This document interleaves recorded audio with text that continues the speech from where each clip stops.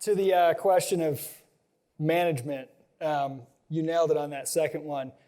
I am really good at managing people that don't need to be managed at all. So I'm terrible at managing anyone that needs to be managed, so my struggle is always to find people who don't need to be managed. And that actually relates to what we're talking about today. Being in charge of your own life, not needing to be managed. So it's a little early. Everybody feeling okay this morning? Perked up a little bit? I know there were rumors that I died yesterday. I was just trying to create drama. I'm okay. Guys, we'll get going here. Hopefully get awakened in the morning session. Because I know some of you were doing some crazy philosophizing last night. You know, like, oh man, my buddy had this thought experiment that just got way out of hand. We were all doing categorical syllogisms till 2 a.m. I know your type. I know this crowd. So I'm super, super excited about this. When Craig asked me to give this talk, and he gave me the title, and it's a perfect title. I couldn't pick a better one. This is something that gets me revved up. So revved up that I had to go to the ER last night, but I'm okay.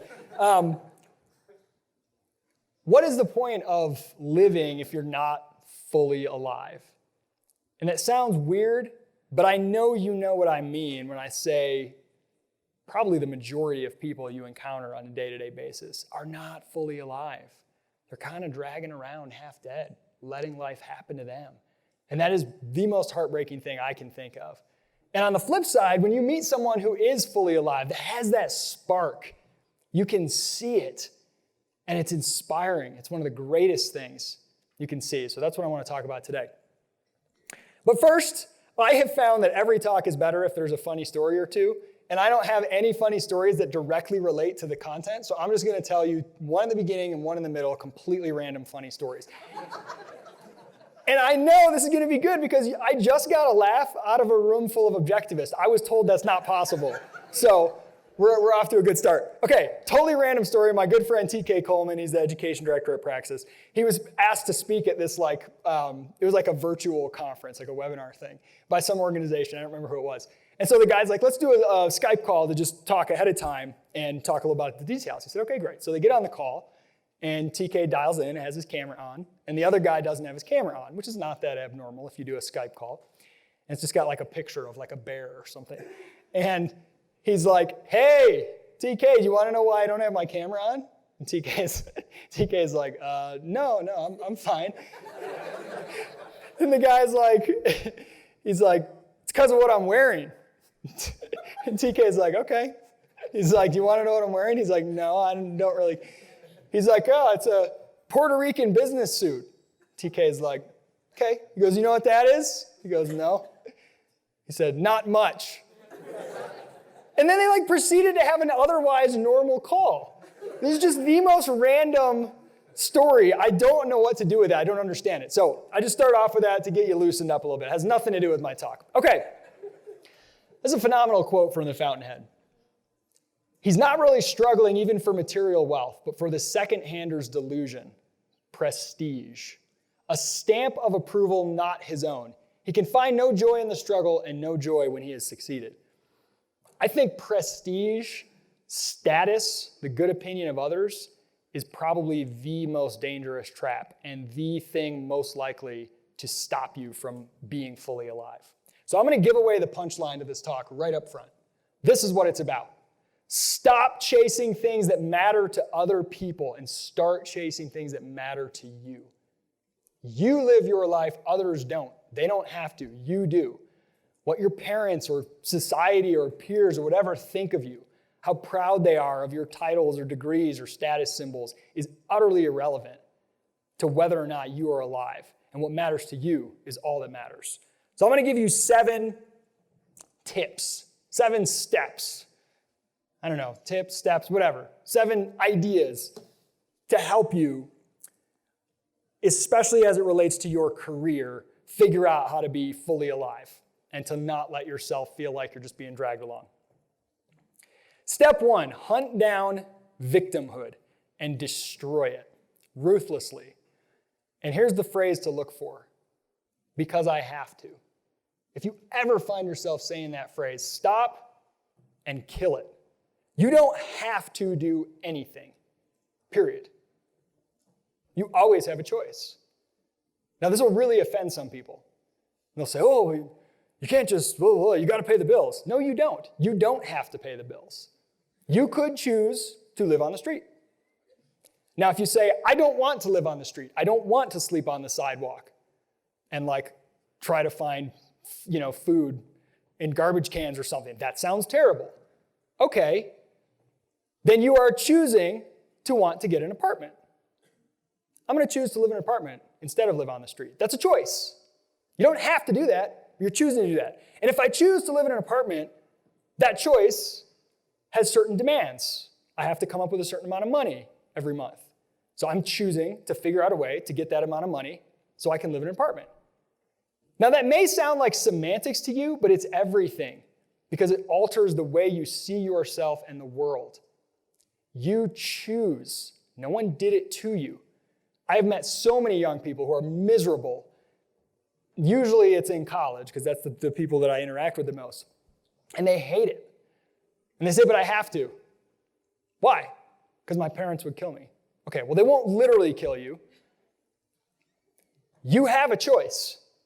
What you're saying, you really don't have to. What you're saying is, I would rather my parents think highly of me than I do the thing that I think I want to do. Now, that may or may not be the right decision, but you've got to start with putting yourself as the agent in charge. You have agency. You are an autonomous individual. Do I want to go to college or not? Let's look at the costs and benefits. If I go, I'll hate it and I'll be miserable, but my parents will be proud of me. If I don't, my parents will cut me off financially and be unhappy with me, probably, maybe. I think people overestimate the extent to which their parents will disown them in some of these things. Which one do I want? I'm not telling you which one's right, but I'm telling you, you have to choose and stop pretending like it's happening to you, because it's not. You're in charge. That will help you think more clearly. Even if you end up making the same decision, now you'll be choosing it. Now it's not happening to you. And that affects everything. It really does. Kill the victim mentality. Okay, step 2. Don't do stuff you hate. I wrote a book by this title. This is one of my favorite concepts. It's been incredibly useful for me in my life. It sounds so simple. It sounds almost stupid. People will either say, well, you have to do stuff you hate, which is like a really silly, simplistic way of thinking about it, which I'll get to in a second. Or they'll say, well, that's dumb. Nobody does stuff that they hate.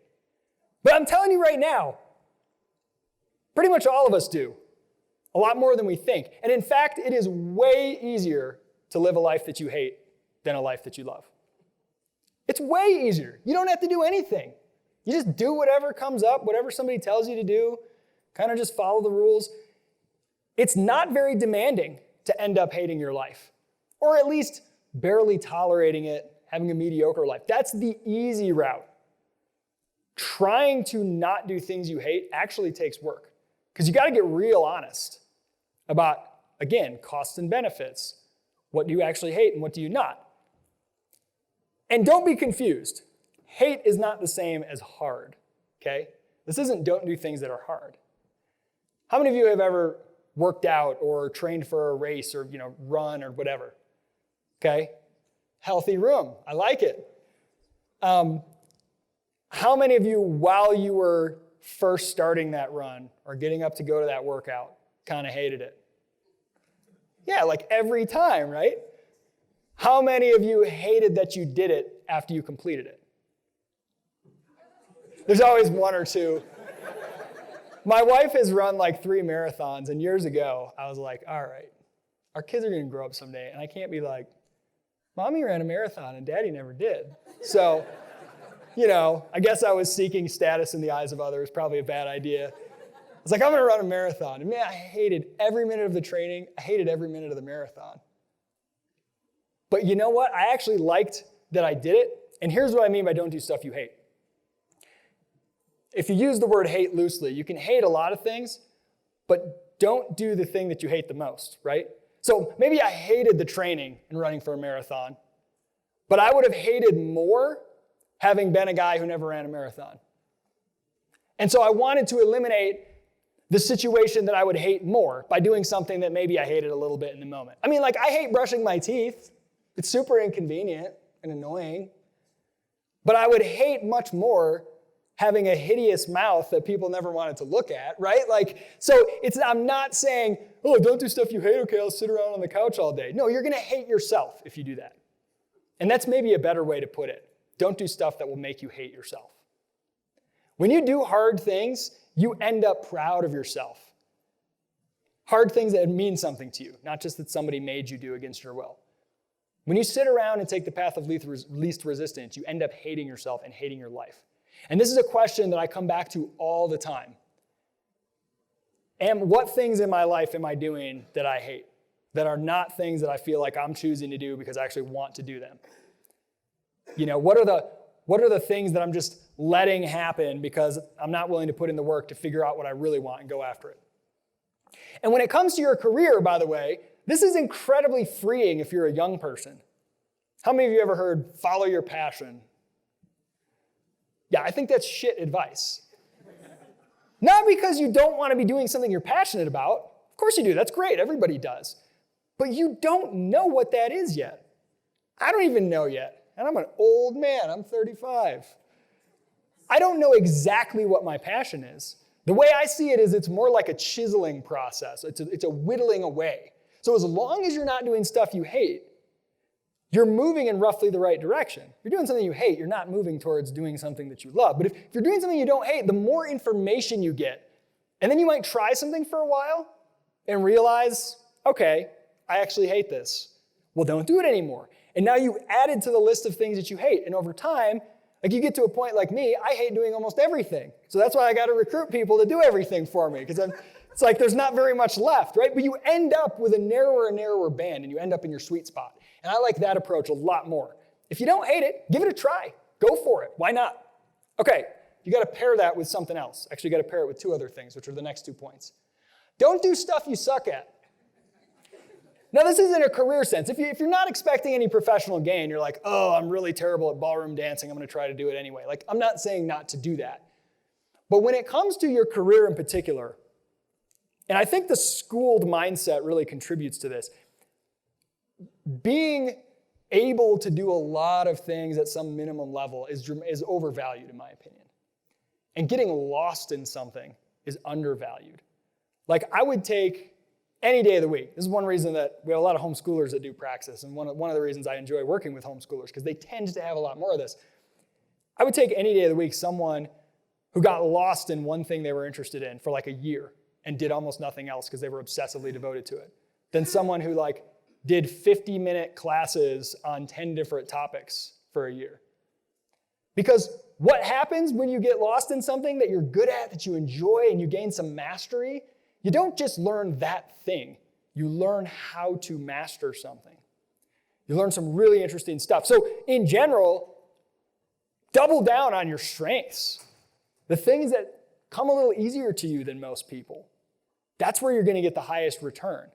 That doesn't mean you shouldn't shore up your weaknesses, and when you're young and early on, you should have a fairly high standard for stuff I suck at, because you might not know until you try it. You might have to just push through a little bit. But once you realize, like you can tell after a while, okay, this comes really naturally to this person and it doesn't to me. It's not one of my strengths. Rather than feeling bad about that and like, oh, I'm not good at that. Okay, well, I'm not going to do that. I'm going to focus on the things that I'm good at. And what you'll find is if you have a couple things that you do better than most people, you don't have to be best in the world at all.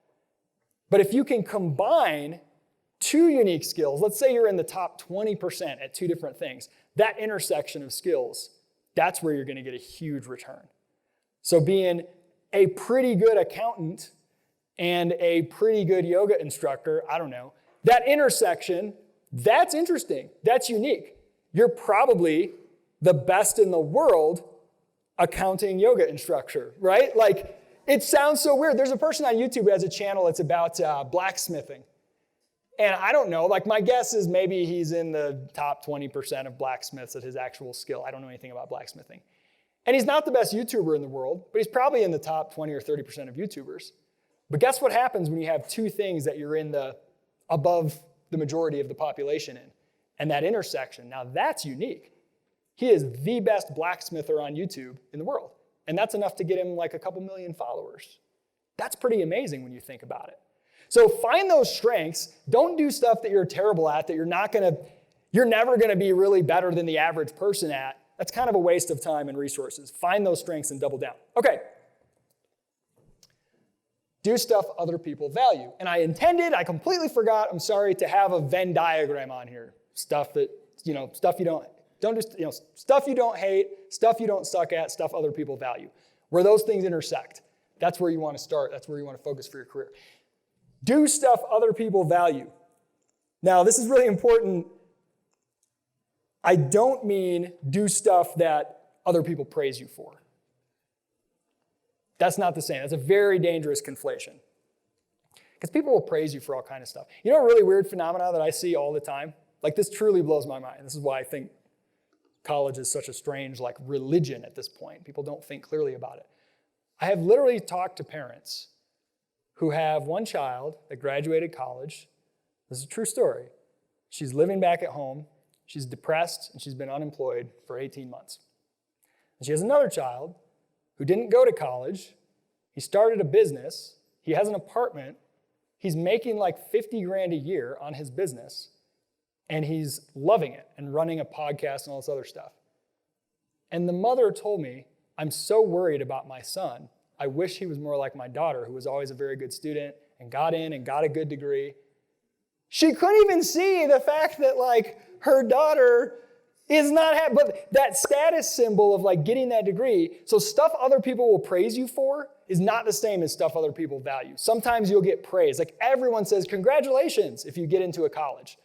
Oh, you're in college? Awesome. Even if you're partying and depressed and hating your life, they'll still be proud of you. If you're yeah, I dropped out of college, they'll be oh my gosh, what a loser. Even if you're doing amazing and loving your life, right? So be very careful, not things people praise you for. What I mean by stuff other people value, I mean this truly in a market sense, in a commercial sense for your career.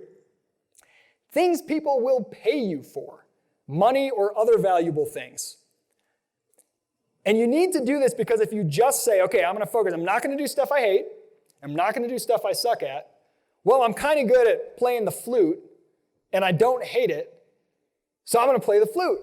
Well, if you can't find anybody that wants to pay you for it, that's not a good start to your career, right? You got to find something that creates value for other people. And when you start out, don't ever be above menial work or stuff that's not high status or high prestige.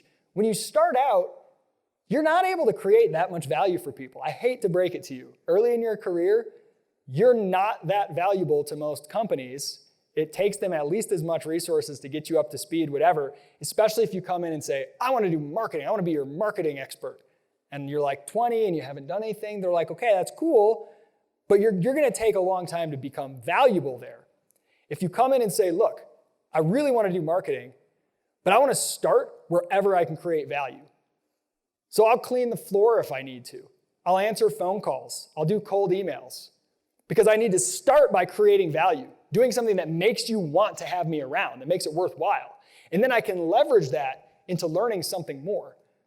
And I will tell you, if you find a trend that's interesting and growing, interesting to you, and has a lot of economic upside, it's better to be a janitor at a tech startup, say, than to be a middle manager at a dying bureaucracy. I mean that. I'm the shift manager at the Ford plant. I think that's way, way less career upside than, hey, I'm an unpaid intern who edits images for this startup, for their Facebook page. Because you're a part of something that has a lot of opportunity, right? And so you focus on where you can create value for people. The beautiful thing you have when you're young is low opportunity cost. That means whatever else you would be doing is not worth that much, which is great. That's a huge advantage, right? Because if I'm a CEO and I want to plan my own travel, I can probably do it 3 times faster than if you planned it for me. But you know what? It might take me 10 minutes, it might take you 30 minutes. But it might still be worth it for me to pay you to do it because that 10 minutes of my time is probably worth more than what I'll pay you to do it in 30. And the 30 minutes of your time that you're giving up is probably time that you'd be on Netflix. It's not that valuable, right? And so you get to underbid. You get to come in and say, here's where I can create value. And I think that's a huge thing young people miss out on. They want a title that will make people say, wow, that's impressive, or a salary. Forget that. Always early on, focus on learning over earning. Focus on creating value in any way you can that will help you get some upside. Okay. We got to break it up with another funny story. So I was in Houston, Texas several years ago, and I was in the fancy part of town. Anybody been to Houston? Okay. There's like a, I can't remember what it's called, but there's like a Galleria, like this fancy mall and some upscale offices. I was actually meeting with a billionaire there, pitching him, asking him for money for something. It was pretty cool. I didn't get the money, but. And so I'm waiting for this meeting, and I'm in this Starbucks. It's like, you know, as far as Starbucks go, it's a fancy Starbucks. And I'm just sitting there having my coffee, and this big guy comes in, and he has cargo shorts on, which are like a fashion faux pas already. And which I had to be told. My wife had to throw away my cargo shorts. I don't know, they're so useful. They have those pockets. So he comes in, he has these cargo shorts on. He's kind of like a big guy. And I see on his calf, he has a tattoo of Chuck Norris with an eagle behind him and a flag behind that.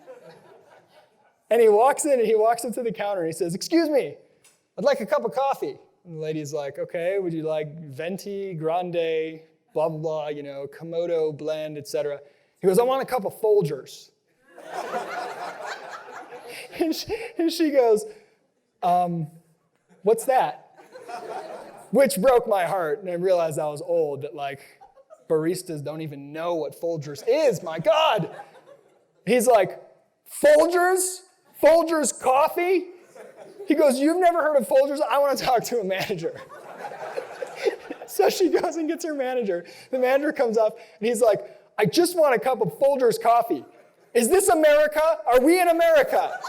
And the guy's like, "Yeah." And he's like, "I want a cup of Folgers coffee." And he's like, "I'm sorry, we don't have it." And then he just turns around to everyone sitting there. He goes, "This is America, damn it. I can't even walk into a coffee shop and buy a cup of Folgers." And then he storms out. It was amazing. It was the greatest thing I've ever experienced. That guy was fully alive, I'm telling you. Okay, step 5. Do one thing each day. Have any of you ever seen that thing where someone's like, "Hey, would you rather have a penny doubled each day or $1 million? Like doubled each day for a month or $1 million. You guys know this? What do you take? Yeah, what does it end up? Anybody remember? Something like that. Yeah, depending upon how many days are in the month, it's like 10 million something. It's crazy. Okay, now that illustrates the power of compounding, right? And we've all heard this, and we've seen it in different, whatever, math classes or something. Compounding is amazing. It is a relentless, powerful force. There's a quote. Who said this? Somebody's got to know this. I think it was Einstein said the most powerful force in the universe is compound interest.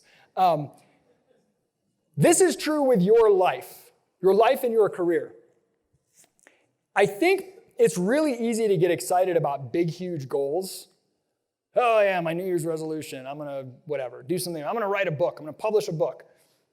And the thing about goals is if you make some big, giant, lofty goal, everyone will praise you for making it and publicly say, "I'm going to write a book." Whoa, that's awesome. That's great. Wow, good for you. That's really impressive.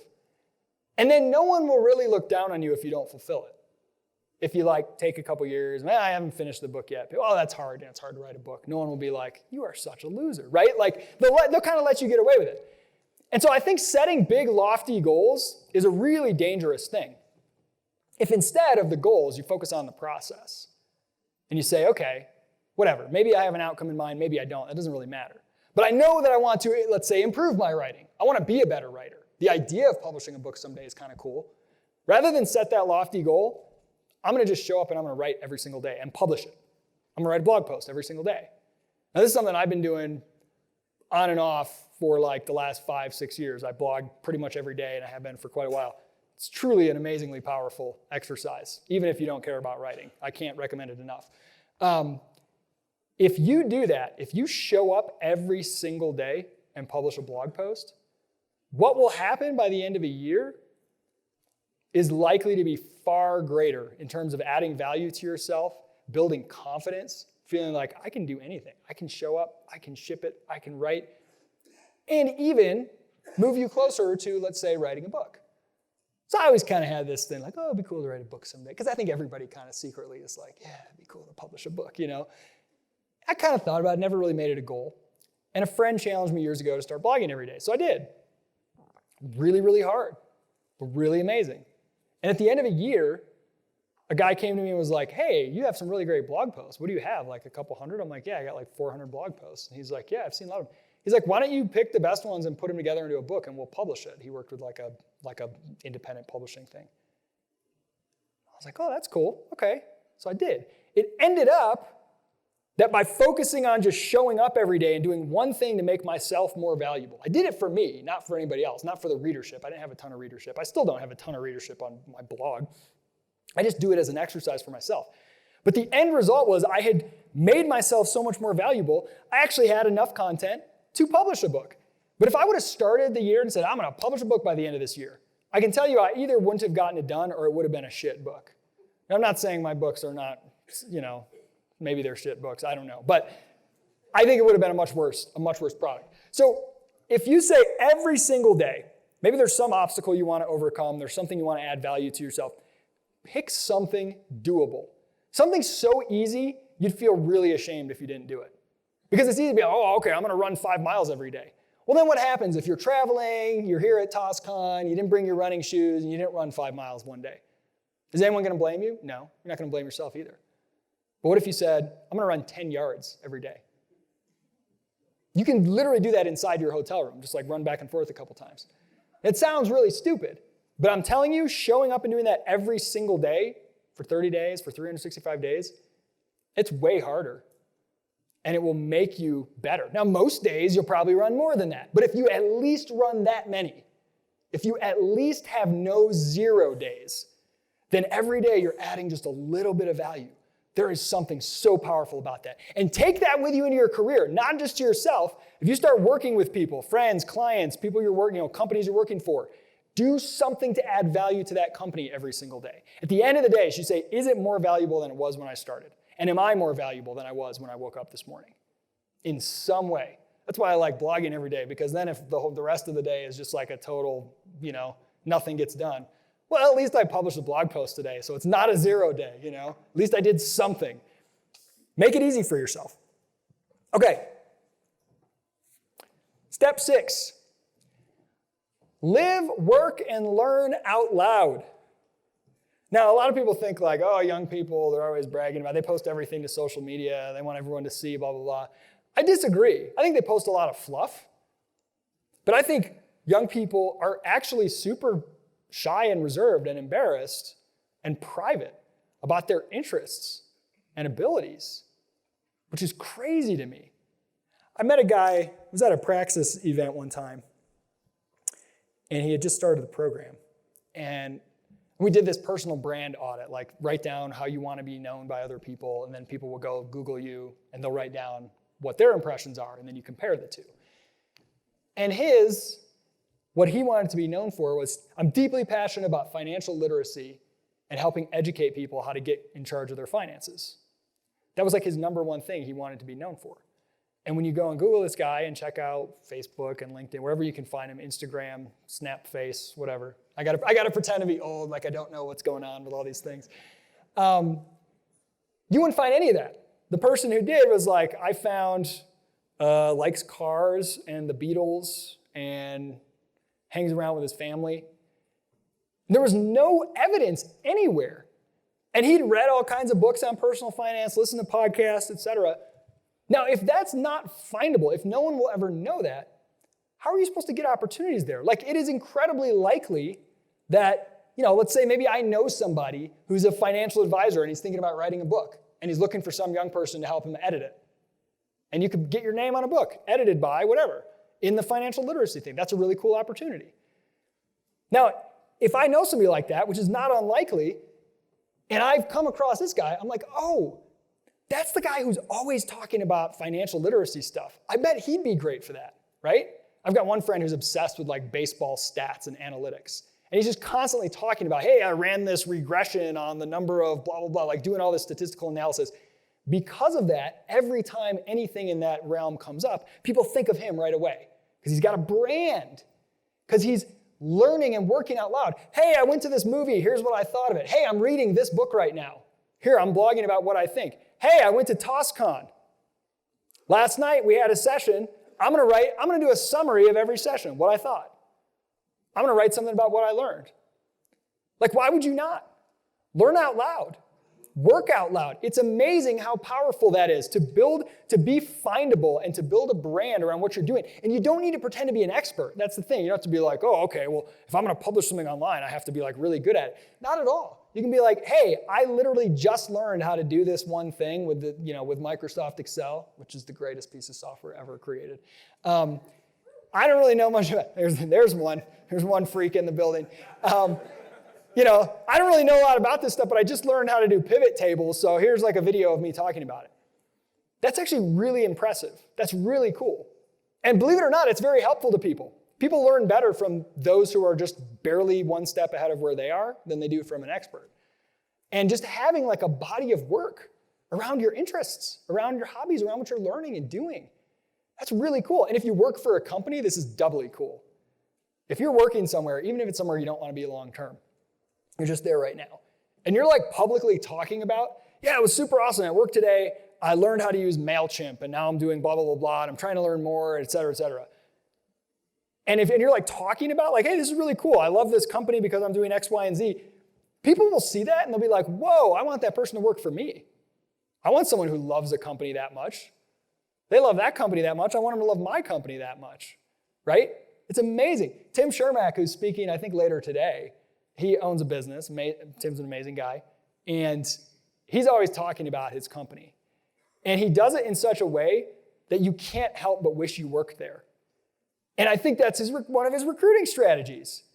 He doesn't just keep it to himself. He's working and learning out loud. Yeah, check it out. We just did this new thing, and we're trying this, and we're trying blah, blah, blah, blah. And it's like, that's really cool, right? This person is alive, right? It's like they're so interested in what they're doing that they want to talk about it. They want it to be known. That's really, really powerful. Okay. Final step. Ask yourself some questions. So let's say you're going about trying to get started on your career. You try not to do stuff you hate, try not to do stuff you suck at, figure out stuff that people value, try to add value each day. As you go, what fits those criteria is going to change all the time. So it's a constant process. And like what you're doing now is not what you'll be doing in 5 years or 10 years, probably not 2 years. So like don't worry about getting trapped, but just continually reevaluate and ask yourself some questions. I like to ask myself these questions all the time. Is what I'm doing fun? If not, I want to step back and think about that. Why not? Is it temporarily not fun because I'm working towards something that is fun and enjoyable? Or is it just not fun, period? If not, what can I do to make it more fun? Because it seems kind of worthwhile to enjoy what you're doing and have some fun. Is it hard? If it's not hard, there's a problem. I don't want to be doing anything that's not hard. If I'm doing something that's easy, that's just too easy, I'm not growing. And pretty soon I'm going to stagnate. And it's really easy, especially if you get kind of good at something, and then it gets easy. You don't really have to think about it. It's not really making you grow. But other people keep praising you for it.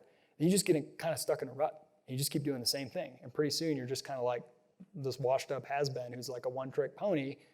And it's not very fun. You should always be doing things that are both fun and hard. I think that's the killer sweet spot. After 6 months of doing what I'm doing now, will I be more valuable than I am today? That's a really powerful question. And this is one of the things I think is so interesting when you look at college. Like, okay, 6 months, 2 semesters of sitting in classes about God knows what. Am I going to be more valuable to the market than I am today? In terms of what I actually know how to do? Rarely. That's a pretty scary thing. Why would you want to spend 6 months, especially when you're young, doing something that's not making you more valuable to yourself and to others? You should always be in a spot where if I keep doing what I'm doing now, I will be better in 6 months than I am now. That's a really powerful way to check yourself. Have you added stuff to your list of things that you suck at and things that you hate? You should be. That's part of the discovery process. Over time, you find more and more things that you realize, okay, I really don't want to do that. It's not my sweet spot. Like I learn that all the time over time. Like, oh, managing people, not very good at it, Accounting, not very good at it. Paying taxes, no, it's okay. I let somebody else do that for me. We should be adding to that list. Like, okay, I've tried this, and that's probably not where I want to go. I'm going to try to avoid that in the future so that you're, narrowing down. And are you doing anything just for the prestige of others? And if so, kill it. If there's no other reason except that it makes others think highly of you, that is very, very dangerous. That is how you will become trapped by other people. They may not be trying to trap you at all. They may have the best of intentions. In fact, that's usually the hardest. It's when it's people that like you and they don't wish you ill, and what they're proud of is different than what makes you proud of yourself.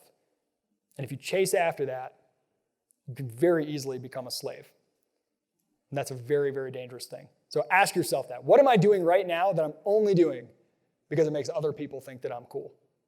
Kill it. Be ruthless. You'll thank yourself later. Okay, I'm going to wrap it up, and I want to take some questions. I just want to end with, invest in yourself. You are your own company. You are your own startup. And you got to figure out, what are my products? What can I do that makes people's lives better? How can people know about it? What are some ways that I can get it out there? Experiment, try stuff, work for free. If no one's willing to pay you for something that you're interested in yet, go say, hey, let me shadow you for a while. Let me try working for free for a while. That's a form of investing in yourself. I talk about, hey, go work for free as a way to get your foot in the door. And there's all these people who are like, oh, that's horrible, that's exploitation. And they're like, instead, you should go pay $100,000 to not earn any money and not gain any skills. That's not exploitation. But if I go and say, oh, I want to learn how to do something for free, that's whatever. It's ridiculous. Think of yourself as an investment, though. Create projects, build stuff. Why not go after it? If there's some company you think is absolutely amazing, go put something together, make something for them, go pitch them. Why not? And do it publicly so that other people can see. The company may not respond. Other people may think it's cool. Who knows? But you'll learn something in the process. Sitting around and stacking up a bullet point list of status signals on a resume, okay, I spent the first 20 years of my life chasing grades and status symbols. Now I got a list of them in bullet point form. Here, market, pay me, right? You just start shooting it out to job applications. Here, I'm valuable. That's not going to work, for one thing, even if it ever did in the past. And two, you're going to have a really crappy time. You'll feel like a wage slave, even if it does work. Instead, start building things. Start doing things that are interesting to you. Start finding people that are doing interesting things. See if you can help them out. Hey, TOS-Con was awesome. That was great. Let me ask Craig if I can create images for their social media account for free. Send them a folder of 20 little shareable images that I just made for them on Instagram. Here you go, Craig. Now you've added something to your portfolio. Now you've made a connection. May or may not lead to a paid job with TOS-Con or anyone else, but you can say, hey, look, here's something that I've built. Think about that. What can you do? What can you make? Instead of just, how can I go get, the next bullet point on a resume? Okay. With that, I got a little goodies for you. If you want to go to crash.co/TOS-Con and put in your email address, we'll send you a free book, maybe some other stuff. And then you can email me if you want to, because the email with the book comes from me. And I wish I could be around the rest of the conference, but I got to go home and make sure that I'm not dying. I think I'm okay. But you can email me, and I love to chat over email. But we still have 15 or 20 minutes left for questions, and I would love to hear your questions and chat about any of this stuff. So,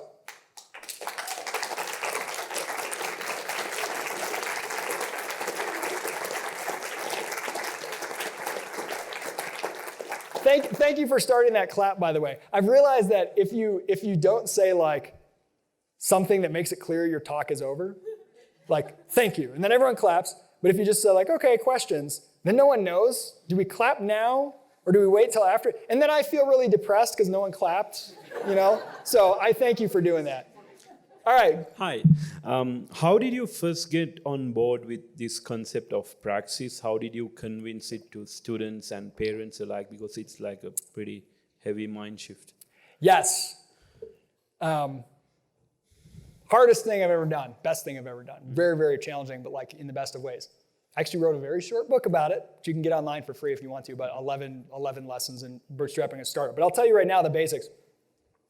So the idea, I had been frustrated with my own college experience, and I had spent like a decade working in and around higher ed and just wrestling with like, this is just so inefficient, there's gotta be a better way.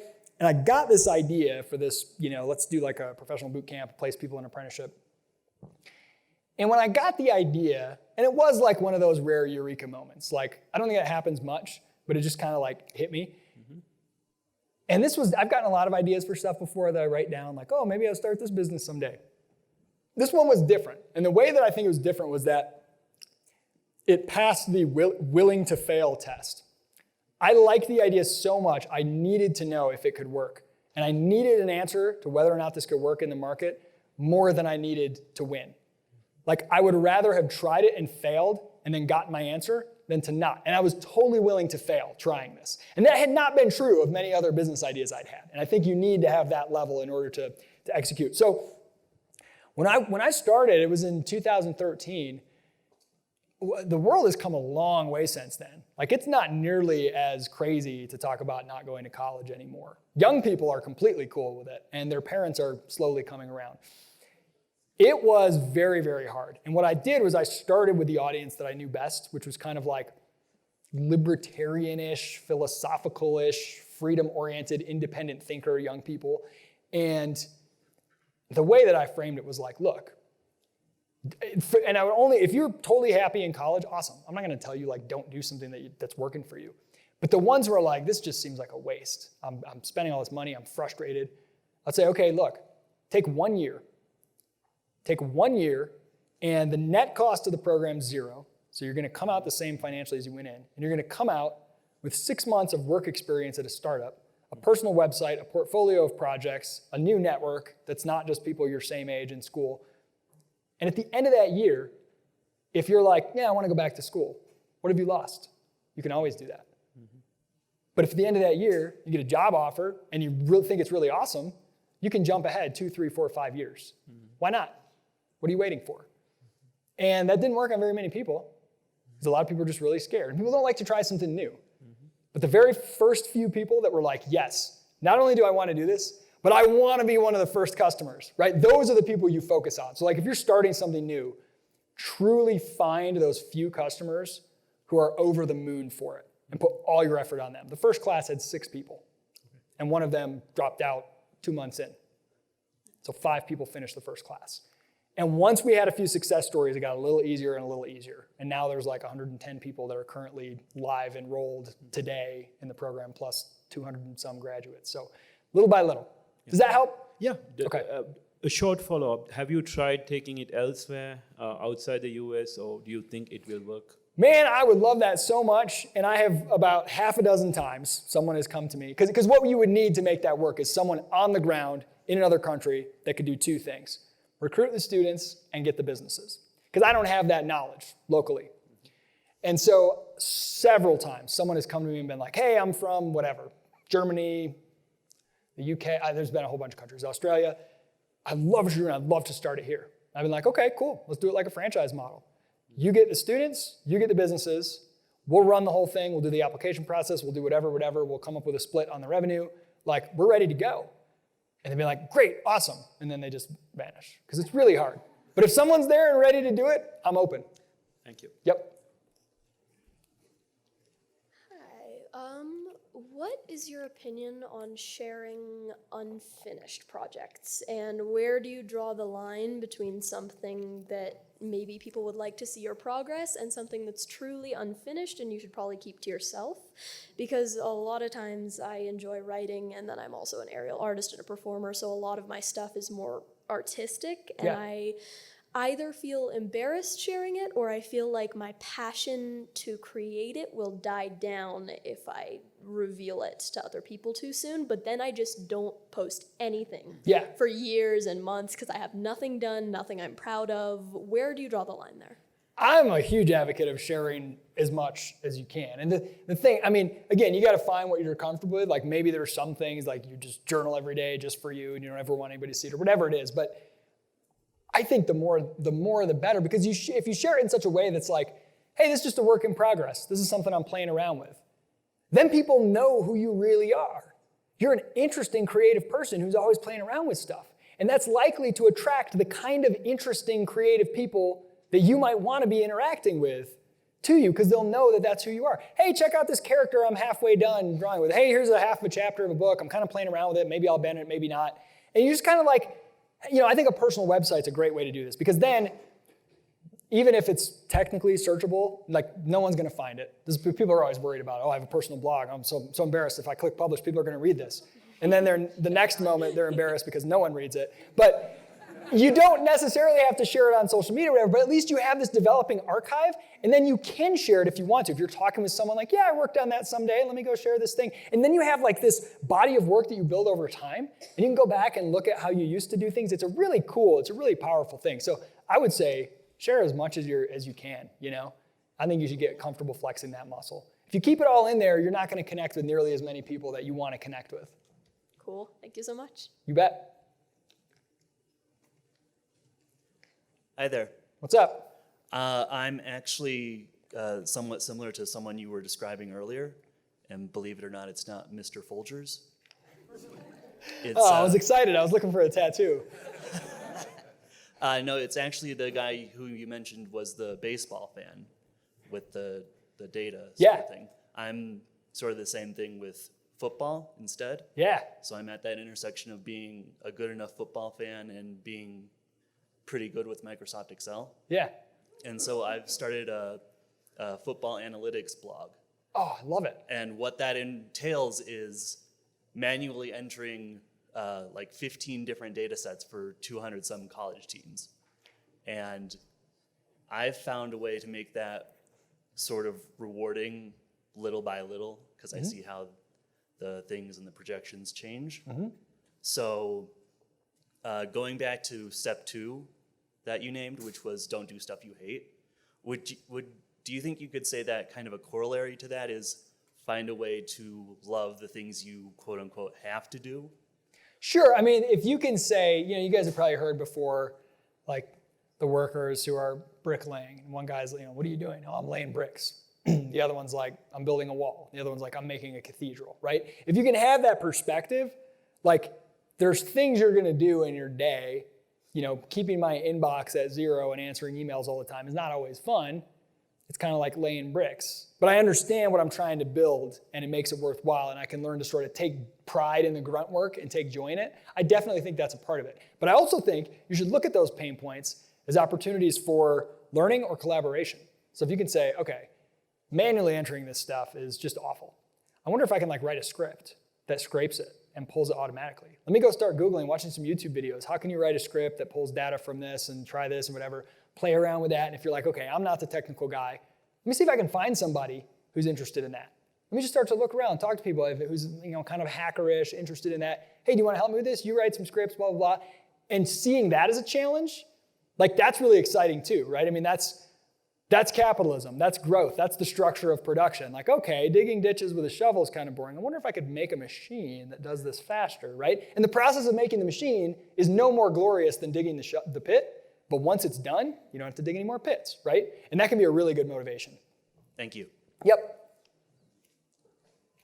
Hi, thank you for your talk. I enjoyed it and I found it very helpful. So one thing that I learned when I was first taught about setting goals is to make your goals very specific and measurable. So when I do my own planning, I make it very numerical and precise. And then when it comes time to doing those things, I feel a little overwhelmed because there's just a standard that I've set. But if I don't set the specific numerical goals, I don't have any kind of objective standard by which I can measure my own performance. Do you have any recommendations on that? Are you a super organized type A type of person? Yeah. Okay, I figured. Sometimes it's easy to make the process of creating a system and to obsess over that and the tools you use and the checklist and whatever. And then once you're done with that, it almost relieves the pressure. And then you're like, okay, I'm good. Then you never actually do the thing. So I would say challenge yourself to simplify dramatically and say, okay, forget about all those goals for now. Because you know that that's something that you struggle with. You like getting all specific with them, but then that makes it hard to do because it's overwhelming. And say, all right, what's one thing off of that list of goals? What's one general thing? If you're willing to share, I'd love to hear. Do you have like a particular goal or something you're trying to improve on or something you're trying to achieve? I'd like to start running again, and I used to run 9 miles a day. I'd like to get at least 5 in. Okay, so start with this. For the next 60 days, I have to run every single day. Don't put any distance on it. That's it. And then just have a little checkbox. Did I run today? And go for 60 days with no 0 days. And you just run as long as you want to run. Literally, it's okay if you run 10 yards and you get to check it off. But then you get that consistency under your belt, and then you'll start to work back up. And I think that's way better than like, I got to run 9 miles a day. And then the first day comes and you're like, oh, I don't have time to run 9 miles today. You know what I'm saying? Yeah. Try that. Thank you. Mm-hmm. Hi, I am a math teacher at a high school in New York City that is very bougie and very grade-oriented and very high stress for the kids. And I love the kids and I love teaching math, but I hate the culture there. And so I try as much as I can in the classroom to, tell them it's okay if you don't go to college, which was like, everyone would just die immediately if one of the kids from there didn't go to college. And I was wondering if you had any advice for me as a classroom teacher. How can I kind of create the culture of choosing your own path in an environment that's so grade focused? That's really tough. You familiar with John Taylor Gatto? Look him up. He won like Teacher of the Year in New York public school system like back in, I don't know, maybe the 70s, 80s. And he wrote a op-ed to the New York Times announcing that he was quitting. And he kind of became like a big advocate in the sort of unschooling movement. But he has some really interesting stuff about what he used to do as a teacher. And if it's the type of thing where you're like, hey, I like it, I want to stay here, and I want to see if I can find some small way to just help open up a few minds.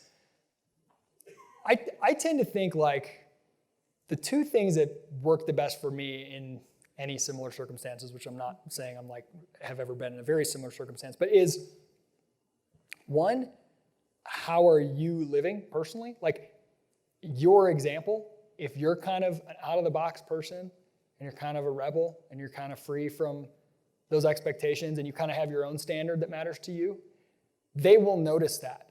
And they'll be like, that's cool. I like that. They were very concerned that I went to a state college when they found out. They were right? A state college? Right. And like if you just own that and are confident with it and you're a likable person, that will start to wear away at their expectations and their associations with those things. And then the second thing is, I would just look for those 1 or 2 individuals in each class that seems a little different, a little more curious, a little more open to it. And even if you're talking to the whole class, really be talking to just them. You know what I mean? I think that helps a lot. It's like if you start a company, it's like focus on that one customer, as I was saying earlier. Find that one person who's got a little bit of the crack, a little bit of the like, I don't know if all this grade chasing really matters for my life. You know? I think that helps rather than trying to like, I got to save everybody. That's the first thing that comes to mind. I don't know. That's a tough situation. I'd love to hear how it turns out. Thank you. Mm-hmm. Hi, Let's I have see two if questions. Okay, and we got you and 3 behind you, and then that will probably wrap it up. So All right, they're quick. no worries. Do you think writing a blog or like having a YouTube channel promotes more personal growth? Absolutely. If you actually do it and stick to it, yeah. But which one? More. I think if you're asking that question, you've got a deeper mindset issue, which is, okay, I got to do something. I got to get it right. I got to make sure I got the right thing. Like, who cares? Pick one that's most fun to you and that you enjoy the most, and just like show up every day or every week or whatever your cadence is, and just do it. You don't have to. Here's the good thing about it. Whatever you start doing, a podcast, a blog, whatever, you're gonna suck at it at first, which is like good that usually you're not gonna have a big audience at first, and you just get in those reps, and then maybe after a while you'll be like, okay, I tried a blog. I don't like this as much as YouTube. I'll switch to YouTube, but just try something and just pick one. Don't overcomplicate it. Don't worry about making it perfect. Just start. Okay, and the second one is if you were writing a blog, if you were trying to write a blog, because I keep hearing about how important it is to write clearly, because when you write clearly, you think clearly, and vice versa. So for someone who's not used to writing, how many words per blog are a minimum to stretch that writing ability while not being cumbersome?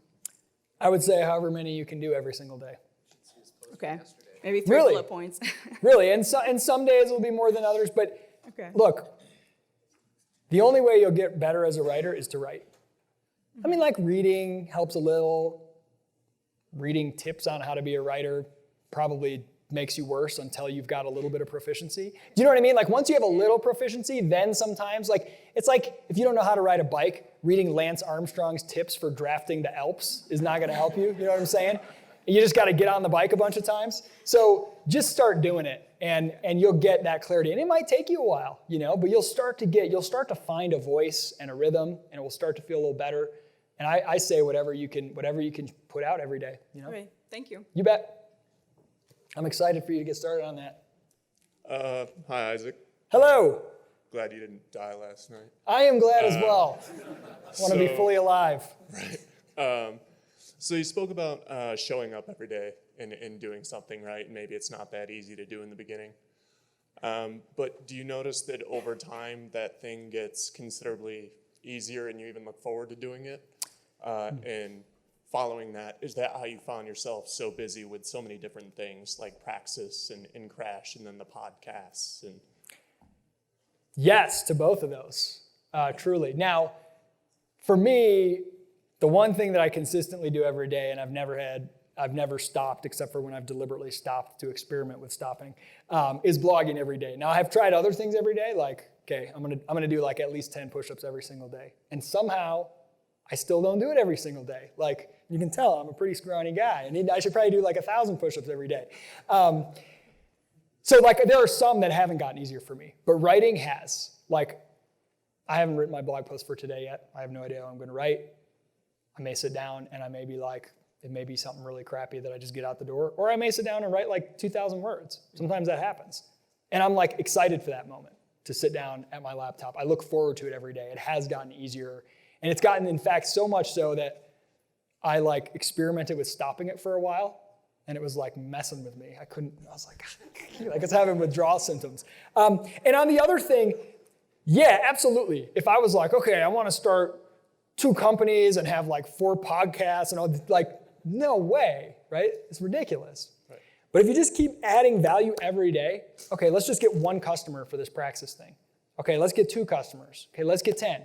And then you just go little by little, and pretty soon it's okay, now this thing's going, and it just, I'm just used to it. Hey, what if we did a podcast, and you get this podcast? Hey, what if we tried a podcast that was like this, And what if we took some of these articles and put them into a book? And before long, you do have a lot of stuff going, but it doesn't feel like a lot. Right. Believe it or not, I don't feel busy. I don't ever feel busy, almost never. I have 4 kids, 2 different companies, just a bunch of stuff. But I'm really good at saying no to things, and I only focus on those things that I think I'm pretty good at, and I try to have other people do everything else. And I don't want to be busy. I try not to be. So there's no way I would be totally overwhelmed if I started that way. But just doing 1 thing each day, it'll be amazing. Awesome. It'll be Thanks, amazing. man. Appreciate it. Yep, you bet. Hey, thanks so much, Isaac, for your life-serving talk. I'm also a pretty scrawny guy, so I feel a connection, with you immediately. Okay. All right. But one of my goals is to become a professional public speaker, and in that path, I found a lot of opportunity. And the topics that I want to cover are motivation and my personal life story, almost facing death, multiple times, and the lessons that have come out of it. Now that's the heavy stuff, but then also everything is funny, and there's a story to be found in that. And one of my goals is to create comedy in YouTube content, or in written form, whatever, crazy monologues. Now, what I'm struggling with is being involved in a professional program.